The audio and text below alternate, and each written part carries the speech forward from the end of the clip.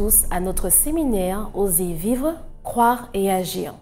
Nous espérons que ce moment musical auquel vous avez assisté vous a permis de vous sentir à l'aise et préparé pour la suite du programme.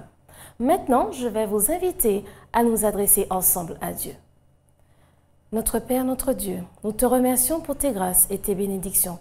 Merci pour cette opportunité supplémentaire que tu nous donnes afin d'apprendre non seulement à mieux nous connaître, mais par-dessus tout, Seigneur, à mieux connaître les projets, les plans que tu as fait pour chacun d'entre nous, parce que tu souhaites que chacun d'entre nous puisse vivre, croire et agir. Que ta paix et ta grâce soient avec nous, au nom de Jésus ton Fils et pour ta gloire. Amen. Je vous invite maintenant à suivre la suite du programme.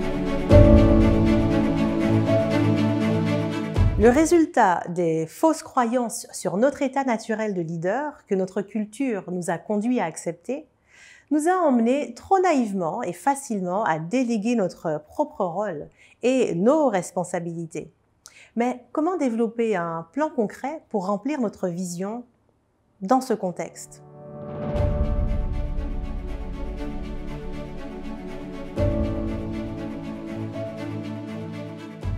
Le stress émotionnel est plus présent aujourd'hui qu'auparavant.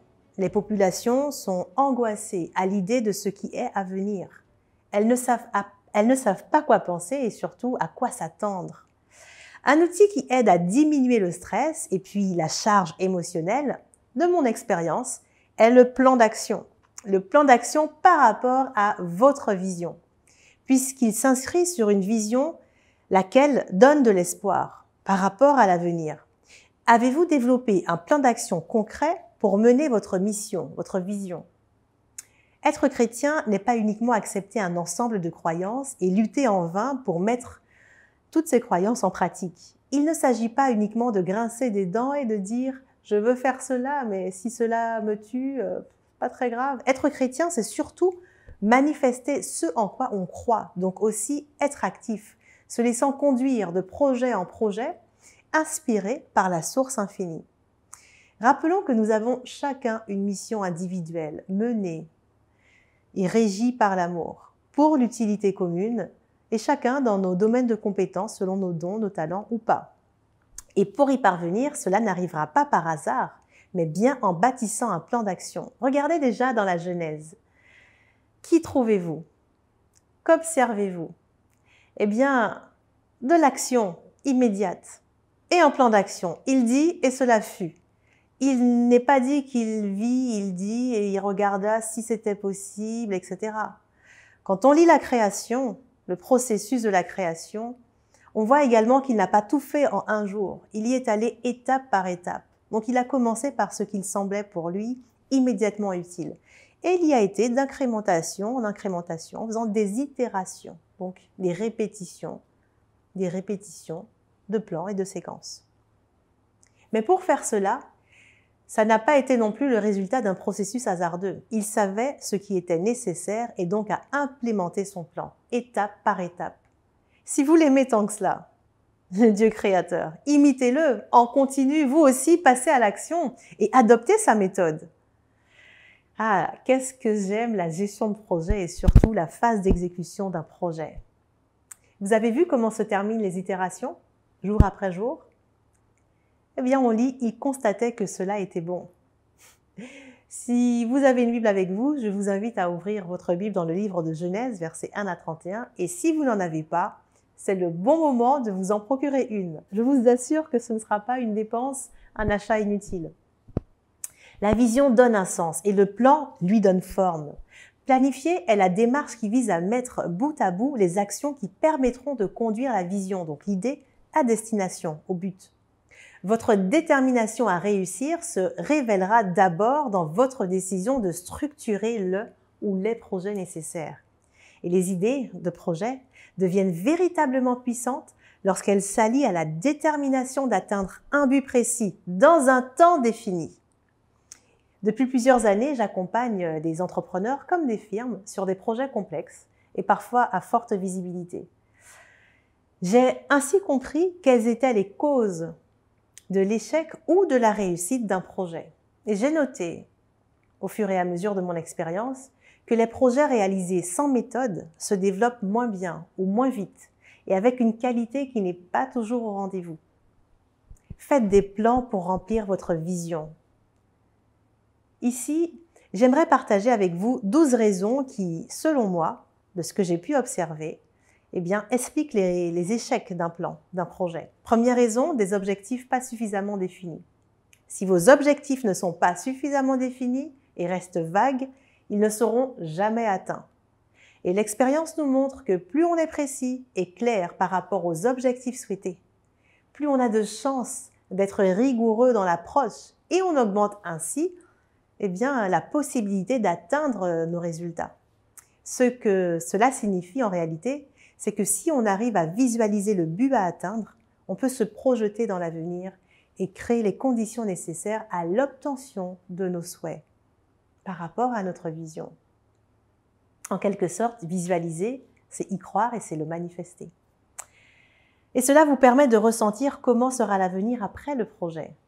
Deuxième erreur, c'est un manque d'autodiscipline dans la mise en œuvre du plan. Parce que gérer un projet est une chose, mais gérer des personnes et s'assurer que chacun est au top de sa performance en est une autre. Il va sans dire que personne n'est au top de sa performance à chaque instant de la journée. On a tous parfois tendance à dévier notre attention de nos objectifs de la journée. Et si cela arrive trop souvent, on risque de retarder le projet de manière significative. Motivez-vous en permanence, tout comme vos équipes pour garder le rythme. Et s'il le faut, priez plusieurs fois dans la journée pour retrouver cette dynamique. Troisième raison, un suivi du désir et non du plan. Bien qu'un plan ne soit jamais que la ligne directrice d'un projet, il arrive qu'on oublie la direction qu'on a voulu prendre et on dévie. On dévie tellement qu'on oublie nos objectifs qui du coup ne sont jamais atteints. Voir en plein projet une autre route, une autre manière de faire est tout à fait légitime. Mais à la limite, il faut dans ce cas adapter votre plan pour qu'il soit en phase avec votre nouvelle direction. Quatrième raison, la dispersion des efforts. Nous le savons tous, une fois dans l'action, on se sent pris dans un tourbillon de choses à faire. On perd ses repères et on peut aller au plus pressé. Ou du moins, on va à ce que l'on pense être le plus important dans cet instant précis. Du coup, on passe d'une chose à l'autre et on ne fait rien correctement. En conséquence, on perd du temps. Et comme cela a tendance à se répéter, on perd de plus en plus de temps, jusqu'à ralentir le projet qui finira du coup avec beaucoup de retard. Cinquième raison, une acceptation de changement du projet sans réviser le plan. Rien ne va jamais comme prévu. On a beau préparer le projet avec le plus d'attention possible, le plus de foi possible, le plus d'engagement possible, il y a souvent ce petit grain de sable interne ou externe qui nous fait dévier. Quelle que soit la nature de ce grain de sable, il est bon de prendre un peu de recul, de l'analyser et de voir s'il contribue à nous rapprocher de nos objectifs ou au contraire, s'il nous en éloigne. Sixième raison, un manque de temps pour bien choisir les personnes qui vous entoureront. Pour aller plus vite, on prend parfois des raccourcis et ne pas prendre le temps de bien choisir ses partenaires engendre souvent des désenchantements. Bien choisir les personnes avec lesquelles on interagit est essentiel. Validez ces personnes avec la source infinie avant d'aller plus loin. Ne vous précipitez pas. Septième raison, une incapacité à coopérer avec certains membres lors de votre projet. On ne peut pas toujours s'entendre avec tout le monde. Ça arrive. On pourrait dire que c'est naturel. C'est pour cela qu'il faut toujours considérer les aspects humains dans votre projet. Si vous voyez que votre groupe ne tourne pas à plein régime ou qu'il y a des problèmes dans les interactions, n'attendez pas, ne laissez pas les choses se faire. Vous voyez comment, en toute transparence, demandez comment vous pouvez les aider. Huitième raison, un manque de créativité, de flexibilité ou de réactivité. J'ai connu des personnes qui suivent le plan sans même réfléchir. Elles ne réfléchissent plus et qui laissent aller les problèmes. Réagissez le plus tôt possible. Neuvième raison, prendre des décisions beaucoup trop tard. N'hésitez pas à prendre les décisions qui s'imposent, même si elles sont difficiles. Vous pouvez, par exemple, avoir à vous séparer d'une personne, d'un prestataire, d'un membre, de votre famille, par exemple. Faites-le. Une fois que tout le monde est aligné et est là où il doit être, les choses reprennent alors un rythme et une cohérence. Soyez toujours courtois, mais ferme et clair dans vos décisions, comme Jésus l'était. 10e raison, un suivi du projet inadapté. Faire des plans, c'est bien, mais ne pas les suivre, eh bien, c'est comme si vous n'aviez fourni aucun effort. Alors, pour vous assurer d'arriver à destination et d'atteindre vos objectifs, évaluez à quel moment il est opportun de suivre votre projet. 11e raison, eh bien, problème d'argent, insuffisance de capitaux. Rappelez-vous que l'argent n'est pas tout, bien qu'il reste essentiel si on veut avancer sur le projet. Faites un bon suivi de vos finances. N'hésitez pas à faire ce qu'on appelle travailler votre intelligence financière. 12e et dernière raison, le manque de foi. Beaucoup de projets s'arrêtent parce que le porteur du projet n'y croit plus. Si vous cessez d'y croire, qui le fera à votre place? Restez donc connectés pour cela à la source infinie pour chaque jour qu'elle renouvelle votre intelligence et votre confiance. Lorsque j'ai décidé de passer de l'idée à l'action, de lancer mes premiers projets, eh bien pour les réussir et surtout avoir une croissance graduelle et continue, eh bien j'ai compris qu'il fallait que je sois plus combative et surtout disciplinée. Et plus j'avançais sur mes projets, plus j'avais des interactions à différents niveaux. Et c'était plus mes compétences qui comptaient, mais surtout mon savoir-être. Et c'est en formant des projets qui ne tiennent pas en compte uniquement notre personne, des projets qui transforment positivement l'avenir de notre société, que l'on comprend l'urgence de développer un caractère solide pour s'accrocher et y parvenir. Quel que soit le domaine, lorsque l'on passe à l'action, ce qui prime, eh bien, c'est votre état d'esprit, c'est votre caractère. Avancez avec ce puissant partenaire, la source infinie. Notre société, actuellement en pleine transformation, tout comme nos communautés, souffre d'un vide de femmes et d'hommes capables d'inspirer, d'impacter, d'influencer, de guider, d'inspirer, de leaders. Des personnes capables de fédérer un groupe ou une organisation vers un objectif commun. De quoi avez-vous besoin pour agir encore plus aujourd'hui?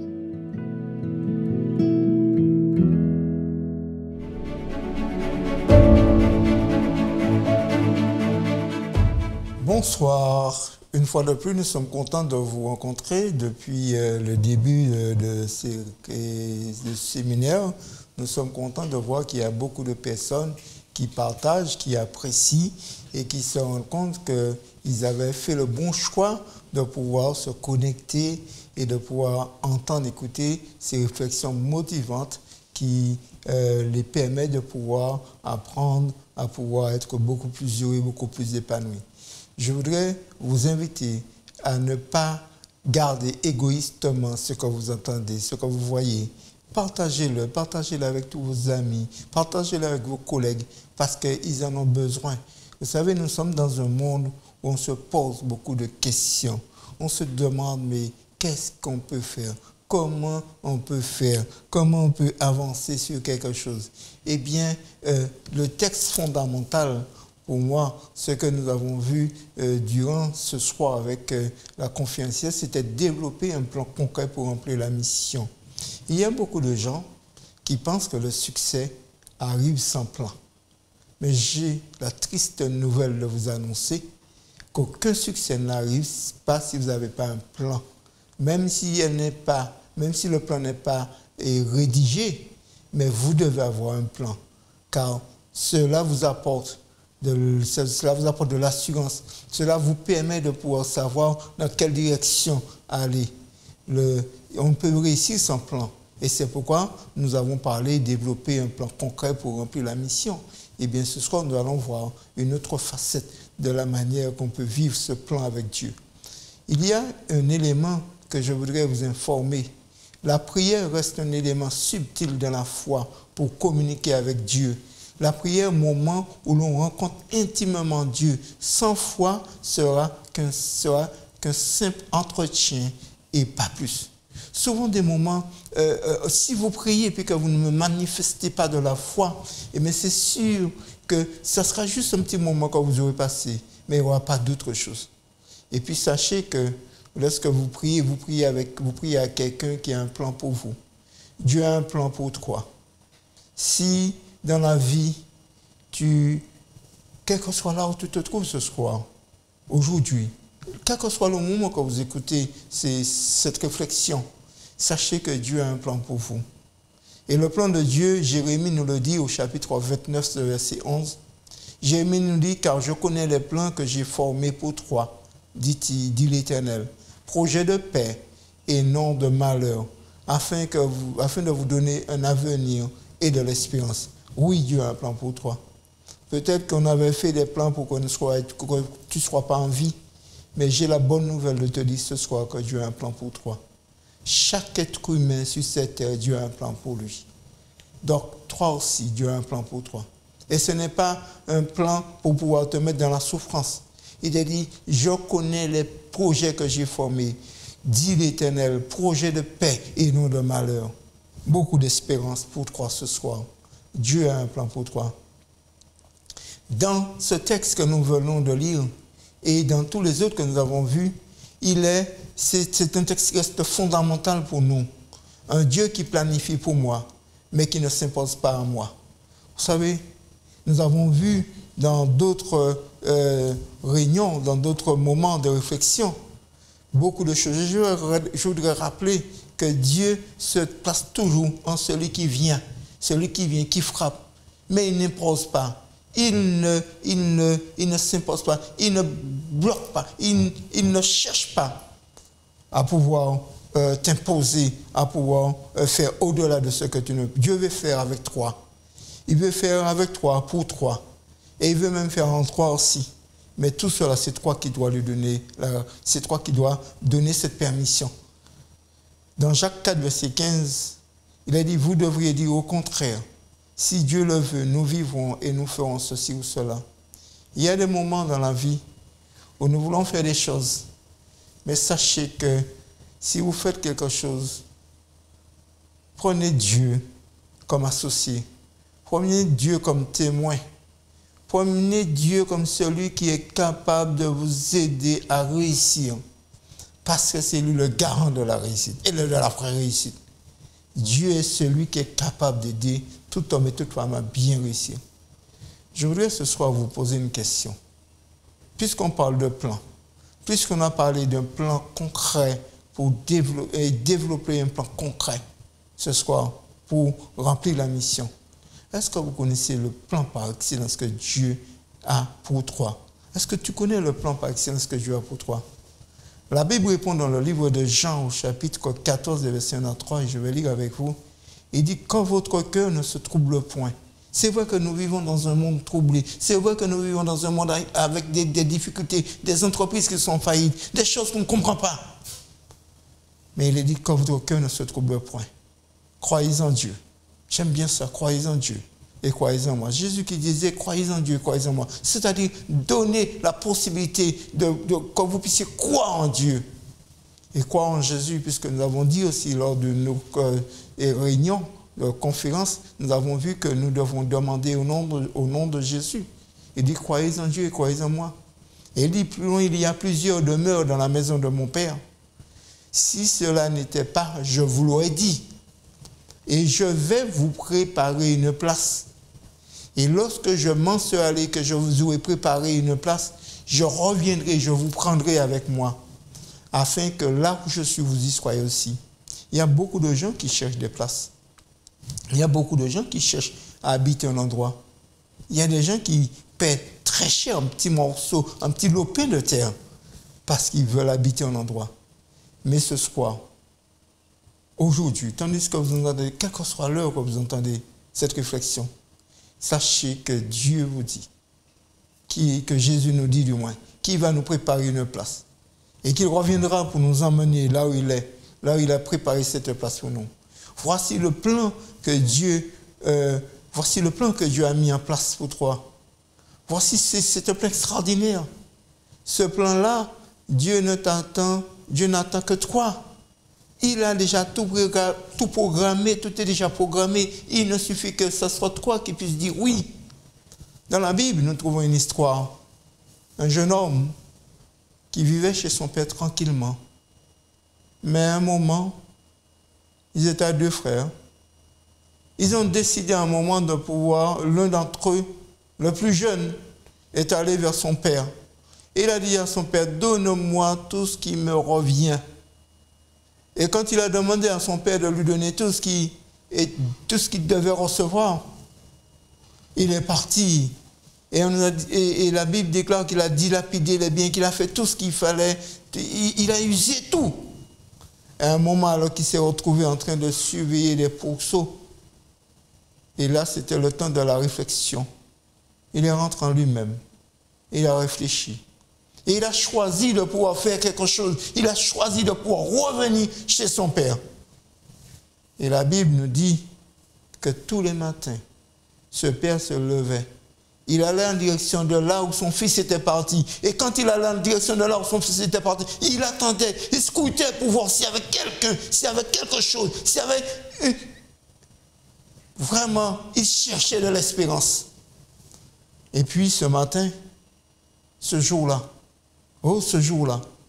quand il s'est levé, quand il a commencé à scruter, il a vu quelqu'un. Il a vu quelqu'un qui arrive. Et cette personne qu'il a vu qu'il arrivait, il n'a pas perdu, parce qu'il sait qui est-ce qui arrivait là. Malgré ce vêtement, malgré tout ce qu'on pouvait voir, malgré les cheveux qui avaient poussé, parce qu'il n'y avait peut-être même pas d'argent pour aller se couper les cheveux, le père a reconnu son fils. Et ce qu'il a fait, c'est qu'il est venu se jeter dans les bras de son fils. Je voudrais ce soir, ce matin, quel que soit le moment que vous regardez, réfléchir et vous dire une chose. Si votre vie vous semble une vie où il n'y a pas eu de goût, si votre vie vous semble une vie où ça a été triste, si votre vie vous semble que vraiment ça ne vaut même plus la peine de vivre, eh bien je vous invite à venir à Dieu. Je vous invite à lui donner une chance. Donnez-lui une chance dans votre vie. Si vous êtes dans une prison et que vous regardez sur n'importe quel support, quel que soit là où vous êtes, si vous êtes en train de pouvoir vous êtes vraiment là où vous ne pouvez même plus penser, je voudrais vous inviter à donner à Dieu une chance ce soir. À donner à Dieu une chance aujourd'hui. Dans le livre de Jean, au chapitre 3, et le verset 37, il dit « Je ne mettrai pas dehors celui qui vient à moi. » Le Seigneur déclare qu'il ne mettra pas dehors celui qui vient à lui. Si ce soir vous venez, quel que soit votre statut, quelle que soit votre situation, si vous venez au Seigneur ce soir, la bonne nouvelle c'est qu'il ne vous mettra pas dehors. Il va vous recevoir, il va vous apporter toute la tendresse, tout l'amour que vous avez besoin. Et comme je vous l'ai dit depuis le début jusqu'à maintenant, nous avons toujours une petite image à la fin. Et ce soir, je voudrais vous dire que chaque fois que vous vous réveillez le matin, c'est une page blanche qui vous est donnée, une page blanche comme celui-là qui vous est donné. C'est une page blanche qui vous est donnée de pouvoir vivre votre journée. Vous pouvez écrire des choses extraordinaires dessus. Mais je vais vous montrer une autre page. Et regardez bien ce qui est dessus. C'est qu'il y a plein de choses marquées dessus. Vous savez, notre cerveau, il y a une chose qu'on doit faire.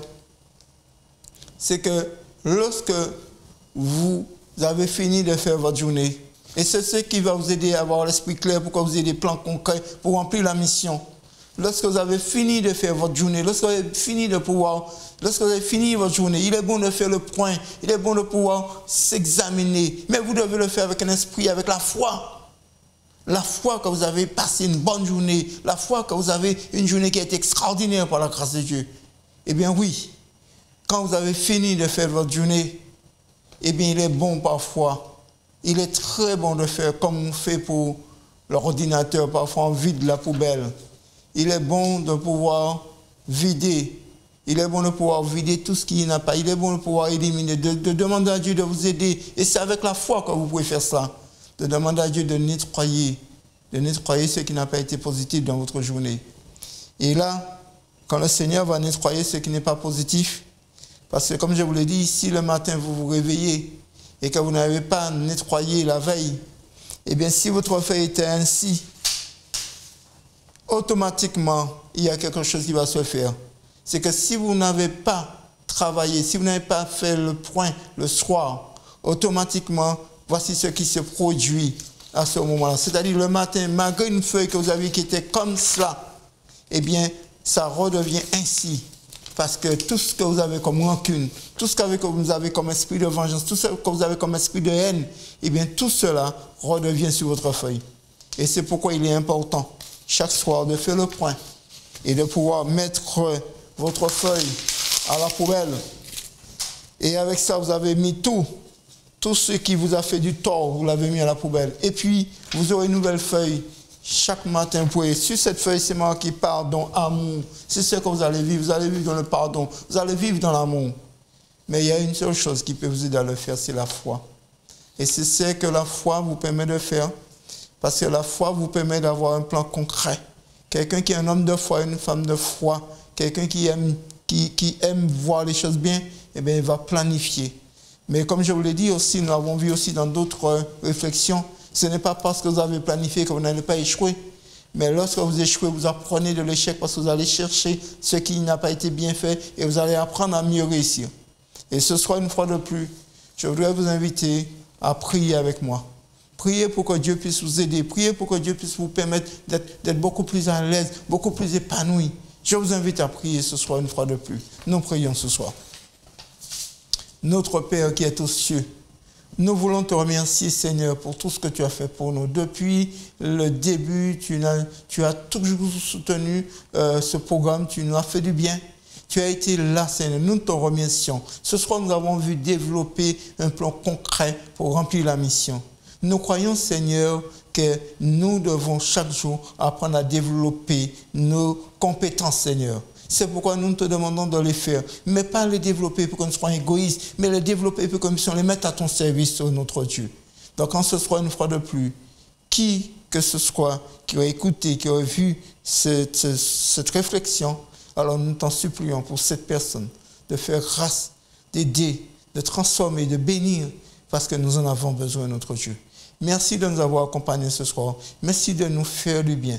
Et merci de nous aider chaque jour à savoir que tu ne manques pas dans tes promesses et que tu es là pour nous aider, pour nous fortifier.